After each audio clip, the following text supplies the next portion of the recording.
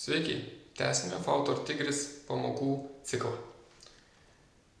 Dar norėčiau pratęsti pokalbį apie kiekius. Kiekiai, galbūt jums neužteko to, kaip buvo pavyzdys apie cigaretes bei čeburėkus. Šiek tiek humoristinis pavyzdys. Pabandykim šiandien panagrinėti, kaip reikėtų apskaityti kilovatvalandes. Kilovatvalandes net ne dėl to, kad rekomenduočiau jas skaičiuoti, tai tikrai retas, kuris tuo domėsitės, kad suskaičiuot, kiek per mėnesį kilovatvalandžių išnaudojate elektros ir galėtumėt palyginti metus ar tarp mėnesių. Bet norėčiau pailiustruoti kaip tik todėl, kad būtent per šį pavyzdį matysime keletą naujų momentų, tai yra kaip įvesti duomenis būtent iš skaitliuko pagal skaitliuko parodymus tam tikrus, bei taip pat kaip naudoti kelių rūšių kiekius prie vienos išlaidos, atitinkamai kaip mes išleidžiame tik tai elektrai, tai yra, tarkim, viena suma, bet jį išskaidyti atskirai į naktinę ir dieninę elektrą galėtų būti pagal skirtingus tarifus. Taigi, pradėkime nuo to, kad atsidarome valdymą, atsidarome kiekius, susikūrime naują skyrelį, pavyzdžiui, elektra. Kaip matote, galima sukurti ir skyrius ir juose, jo viduje jau sukurti dieninę kilovatvalandes bei naktinę kilovatvalandes.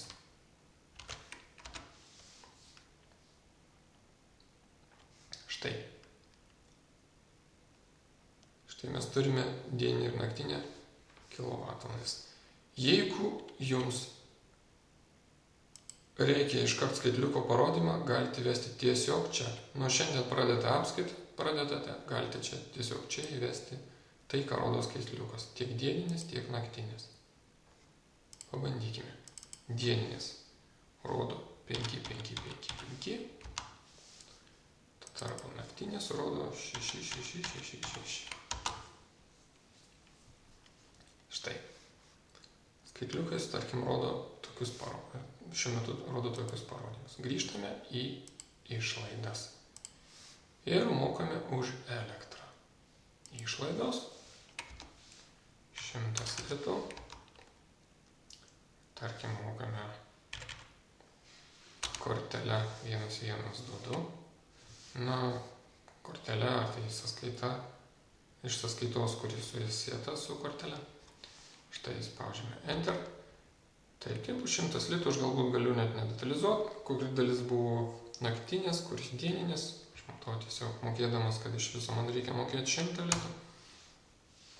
Pasirinku, paspaudęs Delete klavišą, kad tai yra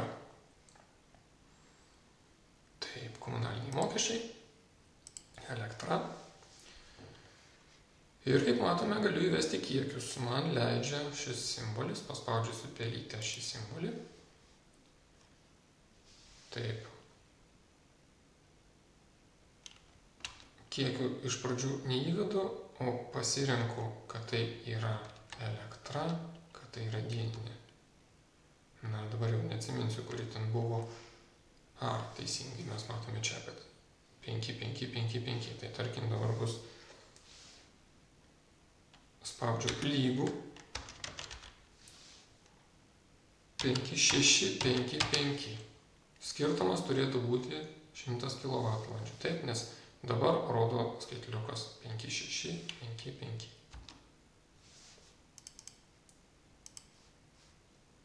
Štai čia galbūt pridėkime dar vieną kiekį. Tai bus naktinė ir bus 6, 7, 6, 6. Vėlgi 100 kWh. pirmą kartą man tenka įvesti ranką, kaip matome, nes programa nepaskaičiavo. Praėjus mėnesiui vėl man reikės įvesti mokesčius už elektrą. Vėl, tarkim, aš mokėsiu 110 litų. Jau mokėsiu galbūt grynais. Štai komunaliniai mokesčiai. Pasirenku ir elektrą. Pridedu dieninį. Tai prašau, lygu 5,755. Matote, programa šį kartą jau pati paskaičiavo. Jeigu yra įvestas nors vienas įrašas, tokiu būdu, kad parašyta lygų ir skaičius, tuomet programa skaičiuoja ir skaičiuoja vienetų skaičių pati. Štai jums nuo vieno skaitliuko iki kito. Dar kartą pabandom pataisyti ir pridėti dar ir naktinę. Naktinė yra 100, tarkim, 9 kWh. Ir tai yra, ne taip norėjau, tarkim, spaudžiu 0, bet įrašau čia 6, 8, 7, 6, turėtų būti 110 kWh. Štai taip ir yra. Nuo šiol man nebereikės skaičiuoti, kiek sunaudota elektros. Atitinkamai tai gali būti bet kokie buitiniai dalykai susijęs su buitiniam reikmėm. Ar tai sunaudojamas kuras, nuvažiuoti kilometrai ir panašiai.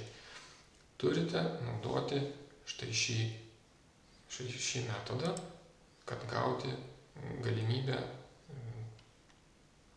nebereikėtų skaičiuoti skirtumą, kiek sunaudojate. Vėlgi, primenu taip pat ir tą variantą, kad jūs galite praėjus mėnesiui laiko, jeigu jūs norite vėl įvesti komunalinius mokesčius ir elektrą, jums dar greičiau bus, jeigu jūs naudosite štai šį dvejeto mygtuką. Tai jis sukuria duplikatą, dar vieną tokį patį, koks buvo, tik šiandieninė data. Jums tai reikės pakeisti sumas. Tarkim, 120 iš vis išleidote. Tai įrašote 0, toliau įrašote 5,9, 5,5, turėtų kiek suskaičiuoti? 200 turėtų suskaičiuoti. Taip ir yra, suskaičiavo, čia įrašote 0 ir įrašote 6, tarkim, 8, 9, 6, tik tai 20 kWh turėtų suskaičiuoti. Taip ir yra. Kai mokėsite komunalinius mokesčius, tai bus vienas toks didelis įrašas, su daug eilučių, jeigu jūs mokate vienu metu vieną dieną už visus, ir jums patogiausiai tiesiog susirasti esamą įrašą, jo sukurti duplikatą ir pataisyti esamas reikšmes. Tai ko gero tiek. Ačiū už kantrybę.